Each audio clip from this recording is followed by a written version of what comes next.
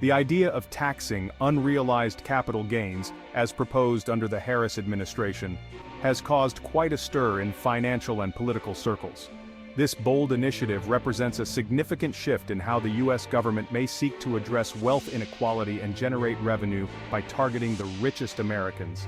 However, it also comes with potential consequences that could reshape investment behavior, create economic volatility, and trigger broader financial shifts, including capital flight and even long-term bear markets.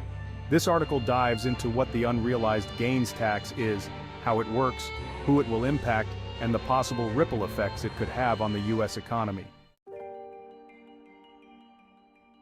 What is the unrealized capital gains tax? At its core, the unrealized capital gains tax would impose a levy on the increase in value of assets, like stocks, real estate, and bonds, that have not yet been sold.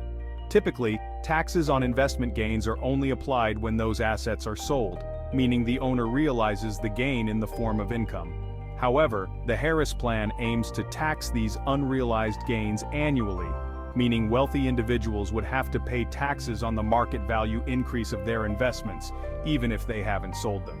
The idea is that high net worth individuals, particularly those with fortunes tied up in appreciating assets, should contribute their fair share.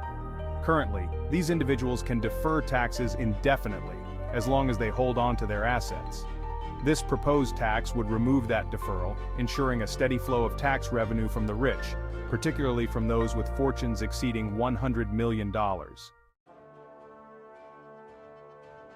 How it works. Under the Harris Plan, the government would assess the value of qualifying assets at the end of each year. If a billionaire holds $500 million in stock and the value of those stocks increases to $550 million, they would be required to pay tax on the $50 million gain, even if they haven't sold a single share. For many, paying this tax would require liquidating a portion of their holdings, especially for those whose wealth is tied up in illiquid assets like real estate.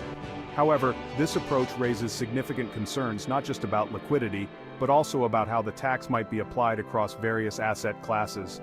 While stocks are easy to value, assets like privately held businesses or real estate may be more complex to appraise, adding another layer of challenge. The wealthy already pay substantial taxes. Before diving deeper into the potential consequences, it's important to note that the wealthiest Americans, those earning $400,000 or more, already pay a significant share of taxes. They often fall under the alternative minimum tax, a parallel tax system that ensures high earners can't avoid taxation through deductions and credits. On top of that, they are also subject to capital gains taxes when they sell their assets. However, this unrealized gains tax would represent an entirely new financial burden, fundamentally altering the way wealthy individuals manage their investments. For some, it would create an environment where they are continually taxed even if they don't cash in on their gains, and it could push many to explore alternative ways to shield their wealth from U.S. tax authorities. Potential consequences: capital flight. One of the primary concerns raised by critics is the potential for capital flight. Wealthy individuals who are the target of this tax could seek to move their money out of the United States and into tax-friendly jurisdictions. This has happened before in countries that implemented similar wealth taxes. France, for example, had to abandon its wealth tax after seeing an exodus of its richest citizens to places like Belgium and Switzerland. For wealthy Americans, offshore investments, trust structures, or even outright relocation could be viable options. This would undermine the tax's ability to generate revenue and could leave the U.S. economy with fewer capital inflows, reducing investment in domestic businesses, real estate, and innovation. Impact on the stock market: a potential for a perpetual bear market. A tax on unrealized gains could also set the stage for a cyclical bear market. Wealthy investors may be forced to sell off portions of their portfolios annually to pay for the tax. As a result, the market could see an influx of stocks being sold each year, which would put downward pressure on prices. If this pattern repeats year after year, it could trigger a feedback loop, leading to an extended period of declining or stagnating stock prices. Here's how the cycle could play out. Wealthy investors are taxed on unrealized gains. To pay the tax, they sell off assets, increasing supply in the market.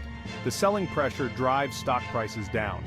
With stock prices lower, the next round of tax assessments would result in lower unrealized gains, but investors would still need to sell assets to cover their tax liabilities.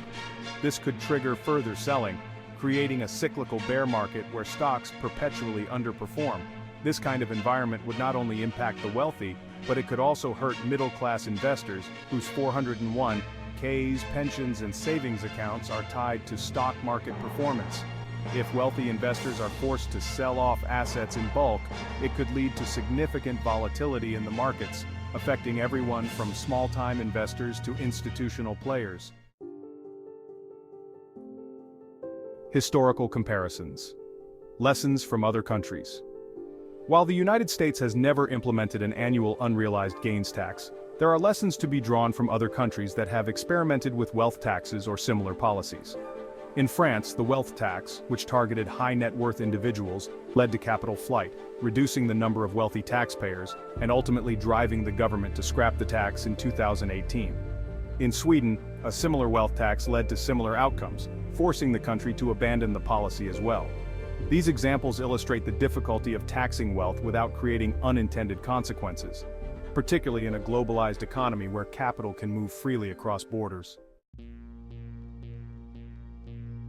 Unrealized gains tax and the housing market. Beyond the stock market, an unrealized gains tax could also affect the housing market. For wealthy individuals who hold significant portions of their wealth in real estate, being taxed annually on the appreciation of their properties could create liquidity issues. Real estate is notoriously illiquid, meaning it can't be easily sold to generate cash.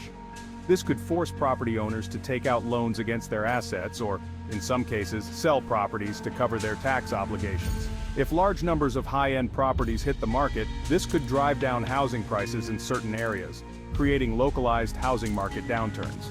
While this might make luxury real estate more affordable, it could also destabilize markets and lead to broader economic consequences. The wider economic impacts. A slowing economy? The effects of an unrealized gains tax could ripple through the broader economy as well. As wealthy individuals sell off assets or move their capital abroad, investment in U.S. businesses could slow, leading to reduced innovation and job creation. Many of the wealthiest individuals and corporations are key drivers of economic growth, providing the capital necessary to fund startups, infrastructure projects, and research and development.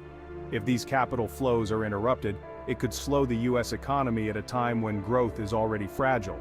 The tax could also hurt smaller businesses and investors who rely on capital markets for funding, exacerbating inequality rather than reducing it.